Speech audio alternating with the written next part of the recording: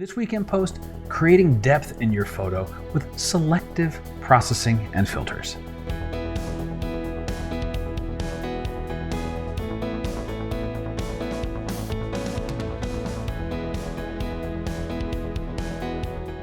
Hey everyone, I'm Scott Davenport and welcome to In Post.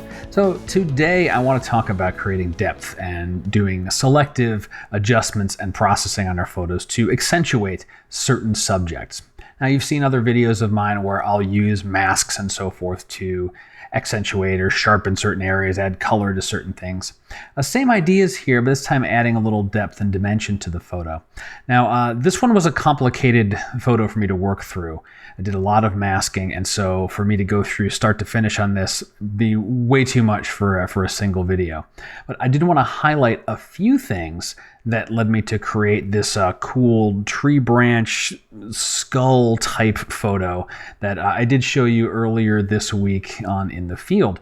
So let me first get this into on layers. I'll show you one little trick I did with some basic masking, and then a few highlights from the effects and local adjustments and how those shaped the final photo.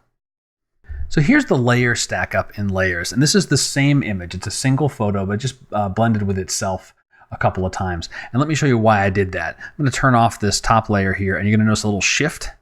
And notice this little gap right here at the corner of what I'll call the eye socket. And I wanted to remove that because it was a little distracting. And I wanted that eye socket to be dark and ultimately very ominous. So I duplicated the layer and I shifted the bottom layer. That's what we see now. And when I duplicated the top layer and press the O key, you'll see a little tiny bit of mask, right? Whoops, wrong.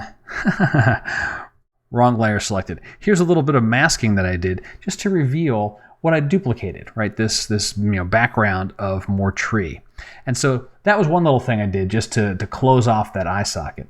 But the real magic in making this photo turn from this into this was the work in effects and masking. So let me get this over into effects, and I'll show you a couple of things that made this come together. So here we are in effects, and there's a variety of things that I've added to this photo. Most of it's your typical stuff, like contrasts and tone enhancers and things like that, color for the greens.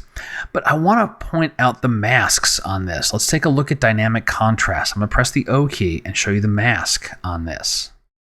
So notice I've really isolated the eye socket and the background trees. And I used this mask several times during the processing. So here, using dynamic contrast to just add contrast to, I'll call it the skull.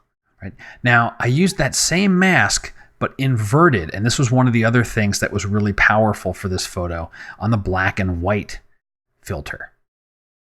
Now notice the mask. I'll press O again so we can take a look at it. And it's the exact opposite, right? This is just copying the mask and inverting it. But look what this does to the photo. Turn off the mask.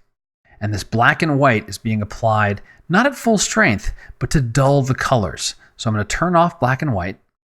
And see how those trees in the background, now they're browner, they're a little more prominent. They catch your eyes a little bit more. And the same thing with those pieces in the eye socket itself. Now when I turn black and white back on, those trees fade into the distance more, right? They're not as colorful compared to the greens in this, this wood making this skull shape. And so they fade into the distance. That creates some depth. And then really the rest of this was fine-tuning, brushing things around the eye sockets and so forth. And a lot of dodging and burning to tone down some of the bright spots. But those two adjustments were really key. And just using that familiar dance of copying a mask, inverting it, and pasting it, and using contrast to bring that piece of wood forward, and then the black and white to dull the saturation and colors and draw those background trees farther back. So based on all this, I think really the tip of the week is the creative use of the black and white filter. This isn't a black and white photo, but I did use that black and white filter in a way to dull the colors in the background. I could have used a variety of tools for that, right? We could have used anything that reduces saturation. I chose to use the black and white filter. It let me have a little more control over what tones I did and didn't reduce. And it actually stemmed from an experiment of what would this look like as a black and white photo? And it just didn't look as good because everything kind of ended up becoming more two-dimensional, and the piece of wood that I wanted to jump out was getting lost. But I noticed how it did a good job in the background of minimizing those background trees. So I kept it just at a lower opacity so I can keep some of that color in there. So black and white is useful for more than just black and white. And that will wrap it up for this weekend post. I hope you've enjoyed it. If you did, let me know somehow. Social shares are always appreciated. If you haven't subscribed to the channel, please do. Comments, likes, questions, please send your questions in. I love hearing from everybody. And I hope that this is providing some level of value to me. So let me know so I know this is a two-way conversation. Until next time, my name's Scott Davenport. Happy shooting.